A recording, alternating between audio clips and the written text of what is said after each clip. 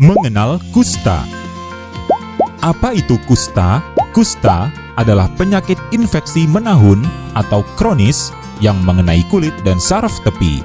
Kusta dapat disembuhkan jika pengobatannya tidak terlambat. Jika pengobatannya terlambat, maka kusta dapat merusak saraf tepi, sehingga terjadi kecacatan pada mata, tangan, dan kaki. Penyebab kusta. Kusta disebabkan oleh kuman kusta, yaitu Mycobacterium leprae. Kuman ini berukuran sangat kecil, sehingga perlu mikroskop untuk melihatnya. Kusta bukan disebabkan oleh kutukan, guna-guna, dosa, makanan, atau keturunan. Penularan kusta. Kusta dapat menular dari penderita kusta yang belum berobat kepada orang lain dengan kontak erat dan lama. Tidak semua orang dapat tertular kusta, hanya sebagian kecil dapat tertular. Survei menunjukkan bahwa dari 100 orang yang terpapar kusta, 95 orang tidak tertular. 3 orang tertular tetapi sembuh dengan sendirinya tanpa obat, dan 2 orang sisanya tertular dan butuh pengobatan. Kelompok beresiko kusta. Kelompok masyarakat yang beresiko perlu minum obat pencegahan agar tidak menjadi sakit kusta. Mereka yang beresiko tertular adalah: pertama, orang yang berkontak erat dan lama dengan penderita kusta yang belum minum obat kusta, yaitu yang kontak satu serumah, kontak tetangga, dan kontak sosial, atau dengan durasi kontak sekitar 20 jam seminggu.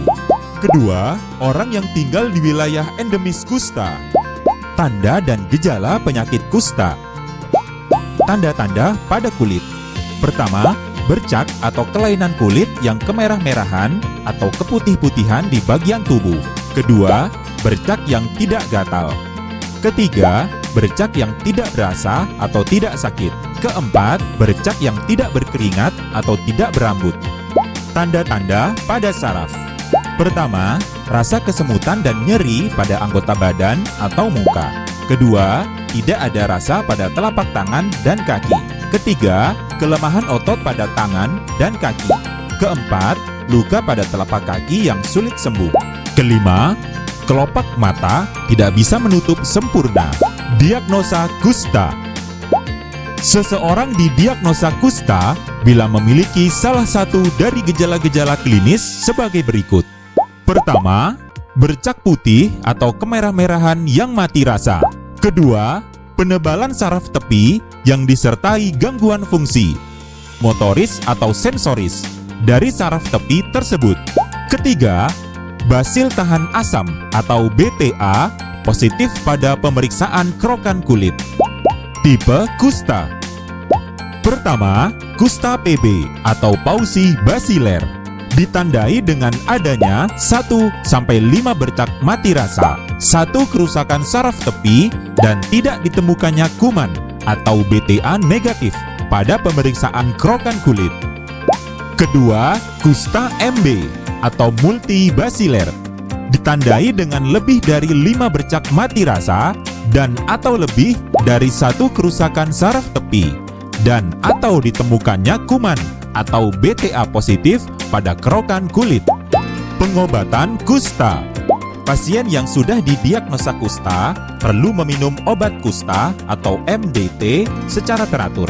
Tipe PB perlu meminum 6 blister MDT dalam waktu 6 bulan. Tipe MB perlu meminum 12 blister MDT dalam waktu 12 bulan. Setelah minum obat kusta dosis pertama, maka pasien tersebut sudah tidak lagi menularkan kusta. Obat kusta tersedia gratis di puskesmas. Mitos dan stigma tentang kusta. Masyarakat perlu tahu bahwa pertama, kusta bukan penyakit kutukan. Kedua, kusta bukan disebabkan oleh santet. Ketiga, kusta bukan penyakit turunan. Keempat, kusta tidak ditularkan lewat jabat tangan atau sentuhan kulit.